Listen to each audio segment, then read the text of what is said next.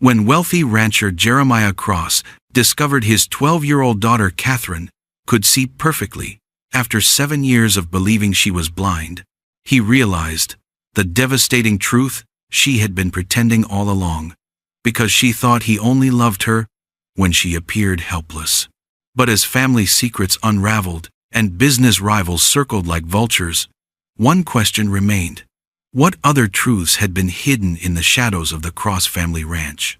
Thunder crashed across the Montana sky as 12-year-old Catherine Cross sat perfectly still in her rocking chair, staring at nothing. The year was 1864, and her father's ranch stretched for miles under the stormy heavens. But Catherine couldn't see any of it, or so everyone believed. Jeremiah Cross stomped his muddy boots on the wooden porch, shaking rainwater from his black hat. His weathered hands counted gold coins from today's cattle sale. Business was good, very good. The ranch made him the richest man in 3 counties. But every time he looked at his daughter, his heart felt heavy as stone. "Catherine, are you cold?" he asked, walking into their grand living room. Oil paintings covered the walls. Expensive furniture filled every corner. Everything money could buy surrounded them, yet something felt missing. The girl turned her head toward his voice, but her brown eyes seemed to look right through him. "No, Papa, I'm fine." Jeremiah sighed deeply. The scarlet fever had taken so much from her when she was just 5 years old. The doctor had warned him that her eyesight might never return. 7 long years had passed since then. 7 years of watching his bright, playful daughter become quiet and careful. "Would you like me to read to you?" he offered, picking up a leather book from the table. "That would be nice, Papa." As Jeremiah opened the book, he didn't notice Catherine's fingers moving slightly. She was tracing patterns on her dress letters and words she had secretly taught herself. Her head tilted just enough to see the pages he held, but she quickly looked away when he glanced up. Outside, lightning split the dark sky. The storm was getting worse, but inside the house, a different kind of storm was brewing. Catherine's secret was getting harder to keep. Every day, she had to remember to act blind. Every day, she had to pretend she couldn't see her father's sad face. Rain hammered against the windows as Jeremiah read about brave knights and distant kingdoms. His deep voice filled the room, but his mind wandered. Other ranchers had sons to help with the business. They had children who could ride horses and rope cattle. What would happen to everything he had built when he was gone? Catherine listened to the story, but her real attention was on her father's worried expression. She could see the lines around his eyes, the way his shoulders sagged. She wanted to tell him the truth, but fear held her back. What if he stopped being gentle with her? What if he became angry about her lies? The clock on the mantel chimed 9 times. "Time for bed, little one," Jeremiah said softly. Catherine stood up carefully, moving like someone who couldn't see. She felt along the wall with her hands, counting steps to her bedroom door. But in the hallway mirror, anyone watching closely might have noticed something strange. Her reflection showed a girl who knew exactly where she was going. Clara Henley scrubbed the breakfast dishes while watching Catherine through the kitchen window. The young Irish woman had worked for the Cross family for 3 months now, and something didn't feel right. Today's morning sun shone brightly across the ranch yard, making everything look fresh and clean after last night's storm. "Miss Catherine sure is good at finding things for someone who can't see," Clara whispered to herself. She dried her hands on her apron and walked outside. Catherine sat on the porch steps, holding her favorite corn-husk doll. The girl's face was turned toward the mountains, and Clara could swear she saw Catherine's eyes following a red-tailed hawk as it soared overhead. "Good morning, Miss Catherine," Clara called out, intentionally approaching from the side where Catherine couldn't hear her footsteps on the wet grass. Catherine's head turned immediately toward Clara's voice, but something was different. For just a moment, her eyes focused directly on Clara's face, before quickly looking away. "Oh, Clara, you surprised me," Catherine said, clutching her doll tighter.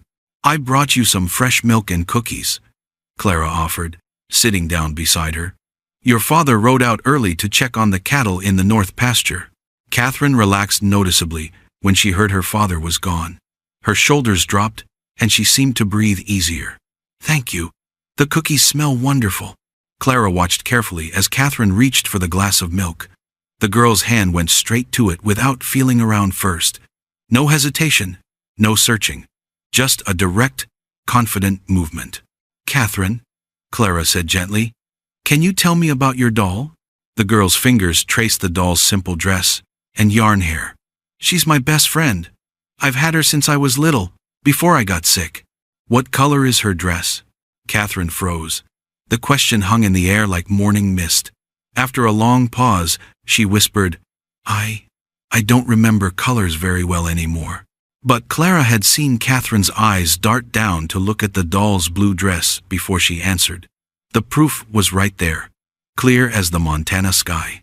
"Catherine," Clara said, moving closer, "it's all right if you want to tell me something.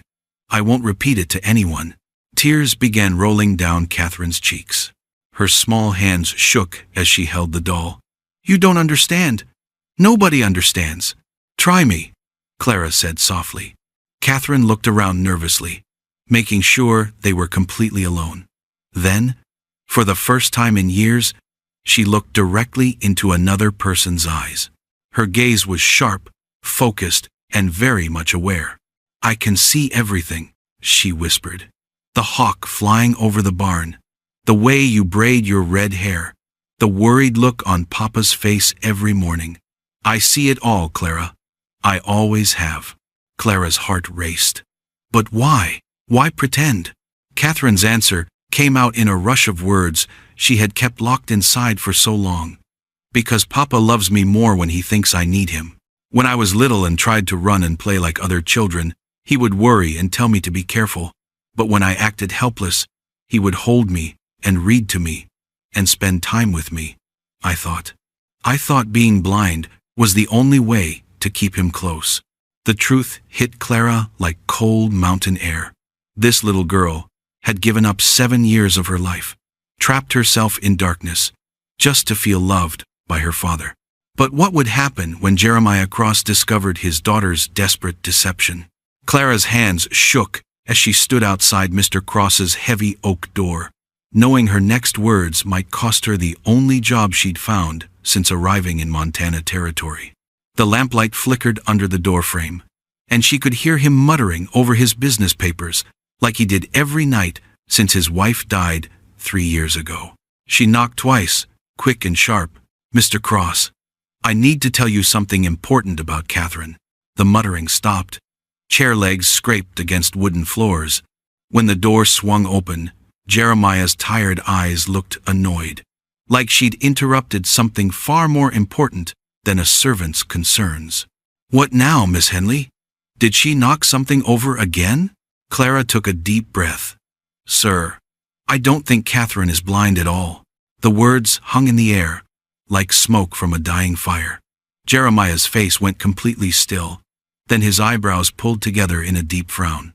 "That's impossible. Dr. Williams examined her after the fever when she was 5 years old. The sickness damaged her eyes permanently.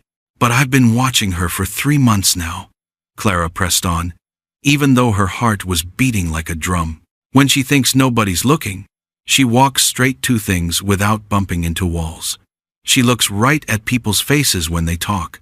Yesterday, I saw her pick up a penny from the floor without feeling around for it first." Jeremiah stepped back into his study, running his hand through his graying hair. "You're mistaken. Catherine bumps into furniture all the time. She needs help getting dressed. She can't even find her own hairbrush. Only when you're watching, sir." The words hit him like a slap. He turned around fast, his eyes flashing with anger and something else Clara couldn't quite name. Fear, maybe. "Are you suggesting my daughter has been lying to me for 7 years?" Clara's voice got smaller. "I'm suggesting maybe she learned to act blind, because that's what everyone expected." Jeremiah walked to his window, staring out at the dark fields where his cattle grazed under starlight. His reflection looked older than his 42 years, worn down by managing a ranch, raising a daughter alone, and fighting off business rivals who wanted his land. Dr. Williams is a respected man. he wouldn't make such a serious mistake. What if he didn't make a mistake? Clara asked quietly. What if Catherine's eyes healed, but nobody noticed because she kept acting the same way? The silence stretched between them like a rope pulled tight. Outside, an owl called to its mate, and somewhere in the distance, a coyote howled at the moon. Finally, Jeremiah turned around. His face looked like stone, but his voice shook just a little. Even if what you're saying is true, which I doubt, why would Catherine pretend such a thing? Clara thought about the lonely little girl who spent most days sitting by windows, about how her face lit up when her father paid attention to her struggles, about how quickly that light died when he walked away. Maybe you should ask her yourself, sir. Sleep wouldn't come to Jeremiah Cross that night, no matter how he tossed and turned in his big empty bed. Clara's words kept spinning in his head like leaves caught in a dust devil, and memories he'd buried deep started crawling back to the surface. He got up and walked barefoot down the hallway, stopping outside Catherine's bedroom door. Moonlight streamed through the window at the end of the hall, painting everything silver and strange. Through the thin walls, he could hear Catherine talking quietly to someone. I know you understand me, Patches, she whispered to her stuffed horse. I wish I could tell Father the truth, but he gets so worried when he thinks I might hurt myself. Remember last week when I tried to help with the dishes? He looked so scared. Jeremiah pressed his ear closer to the door, his heart hammering against his ribs. Sometimes I think about telling him I can see the mountains from my window, or that I watch him working with the horses every morning. But then he might stop checking on me so much. At least when he thinks I'm helpless, he remembers I exist. The words hit Jeremiah like a kick from an angry bull. He stumbled backward, memories flooding over him like water from a broken dam. He remembered Catherine at 6 years old, running toward him across the yard, her arms stretched wide. He'd caught her and spun her around, but then Dr. Williams had warned him about letting blind children move too freely. She could fall and hurt herself badly, the doctor had said. Best to keep her safe and still. So Jeremiah had started telling Catherine to slow down, to stay close, to let him help with everything. And slowly, week by week, month by month, his bright little girl had become quiet and careful, always waiting for his permission to move. But what if she hadn't needed his permission?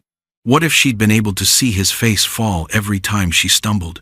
What if she'd learned that being helpless was the only way to keep his attention? Inside her room, Catherine had gone quiet. Jeremiah wondered if she'd heard his footsteps in the hallway, if she was lying there pretending to sleep while her heart raced with worry about being discovered. He thought about all the times he'd guided her hand to her fork at dinner, all the times he'd picked out her clothes because he thought she couldn't see colors, all the times he'd carried her when she claimed to be tired. Had she been watching his face during those moments, memorizing every line of worry and love? The grandfather clock in the hallway chimed midnight, its deep voice echoing through the house like a warning. Tomorrow, everything might change. If Clara was right, if Catherine really could see, then Jeremiah had spent 7 years solving the wrong problem. He'd been trying to protect a daughter who didn't need protecting. Instead, he'd created a prison made of his own fears, and somehow convinced his little girl that living behind bars was the only way to earn his love. The question that scared him most wasn't whether Catherine had been lying. It was whether he'd taught her that lying was better than the truth. Dust clouds rose from the road like angry ghosts as 3 riders charged toward the Cross Ranch. Catherine pressed her face against the cool glass window, watching the strangers approach with growing fear in her chest. Their horses moved fast and hard, kicking up dirt that looked like smoke in the morning Sunday. "Father!" she called out, forgetting for a moment to act blind. "Men are coming!" Jeremiah burst through the front door, his boots heavy on the wooden porch. His hand moved to the gun at his side as he recognized the lead rider. Wade Sullivan sat tall in his saddle, his black hat casting shadows over his mean eyes. 2 other men flanked him, one carrying a leather bag, the other with papers tucked under his arm. "Well, well, Cross," Sullivan called out as he dismounted. "Heard you've been having some troubles with that girl of yours." Catherine's stomach dropped. She had heard whispers in town when Clara took her to buy supplies. People talked about her father like he was weak. They said a man with a blind daughter couldn't run a proper business. Now Sullivan was here, and she could see the hunger in his eyes. "My family business is my own, Sullivan," Jeremiah replied, stepping down from the porch. His voice stayed calm, but Catherine could see his jaw tighten. Sullivan laughed, but it wasn't a happy sound. "Not anymore, it ain't. See, I brought Dr. Mitchell here to examine your daughter. Make sure she's getting proper care." He gestured to the man with the bag. "And Mr. Peterson's got some legal papers you might find interesting." The lawyer stepped forward, unfolding documents. "Mr. Cross, we've received complaints about your ability to manage your affairs. A disabled child requires special attention that might be distracting from business matters." Catherine felt her heart pound like a drum in her chest. Through the window, she watched her father's face change. The color drained from his cheeks as he realized what was happening. Sullivan wasn't just visiting, he was trying to take everything away. "You can't be serious," Jeremiah said, his voice rising. "Catherine is well cared for. She has everything she needs." "Does she?" Sullivan's voice turned sharp. "When's the last time she saw a real doctor? When's the last time she left this ranch? That girl's been locked away like a shameful secret." Those words hit Catherine like a slap. She had been hiding, but not because her father was ashamed. She had been hiding because she thought he loved her more when she seemed helpless. Now she understood the terrible price of her lie. Clara appeared beside Catherine at the window, her green eyes wide with worry. "Miss Catherine, what are they saying?" "They want to take Father's ranch," Catherine whispered. "They think I'm a burden." Outside, the doctor opened his bag and pulled out strange metal instruments. "I'll need to examine the child immediately. If she's not receiving adequate medical attention, she's not some animal to be poked and prodded," Jeremiah snapped. Sullivan's smile was cold as winter wind. "Then you won't mind if we take a look for ourselves? After all, if there's nothing to hide." Catherine watched her father's shoulders slump slightly. She realized that her secret wasn't just hurting her anymore.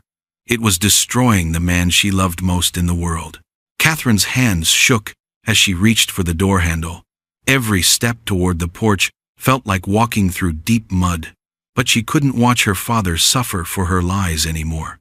The wooden door creaked as she pushed it open, and suddenly all eyes turned toward her. "Father," she said, her voice clear as mountain water, "who are these men?" The silence that followed was so complete that Catherine could hear a hawk crying somewhere in the distance. Dr. Mitchell's medical bag slipped from his fingers and hit the ground with a dull thud. Mr. Peterson's legal papers scattered in the breeze like autumn leaves. Sullivan's mouth opened and closed like a fish out of water. But she's... "I can see just fine, thank you," Catherine said, looking directly at Sullivan. She had never felt so scared and so brave at the same time. "I've been able to see my whole life." Jeremiah turned to stare at his daughter, and Catherine saw something break behind his eyes. It wasn't anger. It was pain deeper than any physical wound. "Catherine?" His voice came out cracked and small. "You've been... all these years?" She nodded, tears starting to blur her vision, the vision she had hidden for so long. "I'm sorry, Father. I thought you only loved me when I needed help." From inside the house, Clara gasped. She had suspected the truth, but hearing it spoken out loud still shocked her. The young maid stepped onto the porch, her loyalty to the Cross family stronger than her fear of the strangers. Sullivan recovered first, his surprise turning into something uglier. "Well, this changes everything, doesn't it? Fraud, deception, lying to doctors and lawyers." His voice grew louder with each word. "This makes things even worse for you, Cross." But Jeremiah wasn't listening to Sullivan anymore. His entire world had shifted in the span of a heartbeat. The daughter he thought he was protecting had been protecting herself from him. "Why?" he whispered, stepping closer to Catherine. "Why would you pretend such a thing?" Catherine's tears flowed freely now. "Because when I got sick with the fever, Everyone said I was brave and special. But you only seemed to notice me when you thought I was broken. When I tried to run and play, you told me to be careful, to stay still. I thought being blind was the only way to keep you close." Dr. Mitchell picked up his bag, shaking his head. "This is highly irregular. A child pretending to have a disability. Get off my land." Jeremiah's voice was quiet, but deadly. He didn't take his eyes off Catherine as he spoke. "All of you, now." Sullivan sputtered. "You can't just dismiss us. This fraud changes everything about your business dealings." I said, "Get off my land." This time, Jeremiah's hand moved to his gun. "And if I see you near my family again, we'll have a different kind of conversation." The three men climbed back on their horses, Sullivan's face red with anger. "This isn't over, Cross. The whole territory will hear about this." As the riders disappeared in their own dust cloud, father and daughter stood facing each other on the porch. 7 years of lies hung between them like an invisible wall. But for the first time in memory, Catherine was looking directly into her father's eyes. Clara quietly stepped back inside, knowing this moment belonged to them alone. The morning sun blazed through Catherine's bedroom window as she threw off her covers and jumped to her feet, something she hadn't done in front of her father for 7 long years. Today felt different. Today, she would show him everything she had been hiding. "Father!" she called down the hallway, her voice stronger than it had been since she was 5 years old. "Come quick! Something's wrong with the horses." Jeremiah rushed from his study, expecting to find his daughter stumbling around in confusion. Instead, he stopped dead in his tracks. Catherine stood at the top of the stairs, looking directly at him with eyes that sparkled with life and mischief. "The black mare is limping badly," she said, already heading toward the front door. "I can see it from my window. She's favoring her left front leg." Outside, they walked together toward the stable. For the first time in years, Jeremiah watched his daughter move with purpose and confidence. She didn't bump into fence posts or feel around with her hands. She simply walked like any normal child would. "How long have you been able to see the horses from your room?" he asked quietly. Catherine's cheeks turned pink. "Always, father. I've watched you work with them every morning. I know which ones are your favorites, and which ones get scared during thunderstorms." At the stable, Catherine proved she knew every horse by name. She pointed to the injured mare and explained exactly what she had observed. The horse had indeed hurt her leg, and Catherine's quick eyes had spotted the problem before anyone else. "Why didn't you tell me sooner?" Jeremiah knelt down to his daughter's level. "All these years, I thought you needed constant help. Because you were gentler with me when you thought I was blind," Catherine whispered, tears forming in her eyes. "After Mother died, you became so busy and worried all the time. But when you believed I couldn't see, you would sit with me and read stories. You would hold my hand during thunderstorms." Jeremiah felt his heart breaking into 1,000 pieces. His own daughter had pretended to be disabled just to spend time with him. What kind of father had he become?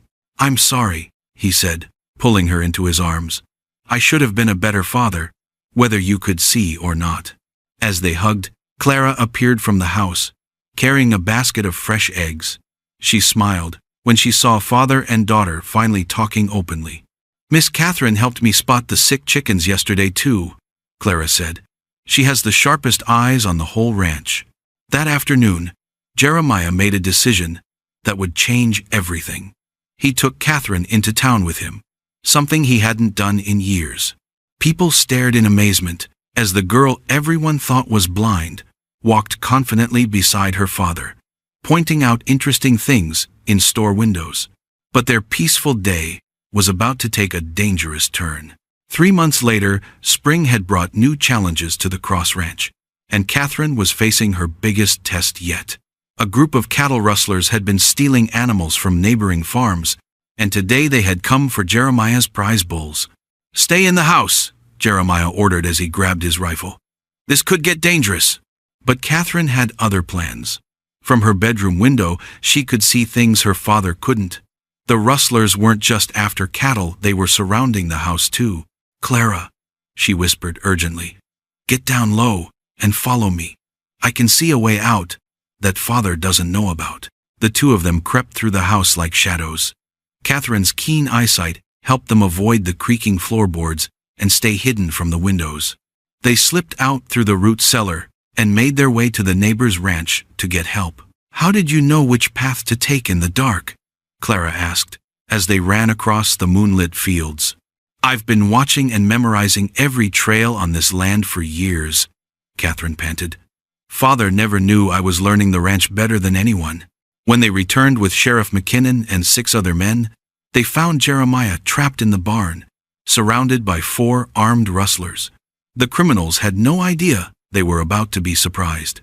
Catherine climbed up into the hayloft, while the men surrounded the barn below.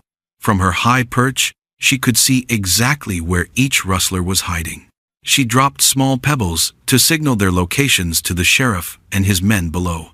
"There's one behind the water trough," she whispered down to Sheriff McKinnon. "Another one is crouched beside the feed bins." Her information helped the lawmen capture all 4 rustlers without a single shot being fired. Jeremiah emerged from the barn, amazed and proud. "You saved my life," he told Catherine, as the criminals were loaded into the sheriff's wagon. "Your eyes and your courage saved us all." That evening, as they sat together on the front porch watching the sun set, Jeremiah realized something important. His daughter wasn't just pretending to be normal, she was extraordinary. Her years of careful observation had made her more aware of their surroundings than anyone else on the ranch. "I have an idea," he said, putting his arm around her shoulders. "How would you like to be my official partner in running this ranch? I could use someone with eyes as sharp as yours." Catherine's smile could have lit up the entire Montana territory. For the first time in her life, she felt truly valued for who she really was. "Yes, Father," she said, looking directly into his eyes. "I'd like that very much." As the stars began to twinkle overhead, 3 people sat together on the porch. A father who had learned to see clearly, a daughter who had found the courage to be herself, and a loyal friend who had helped bring them together. The Cross Ranch had never been stronger.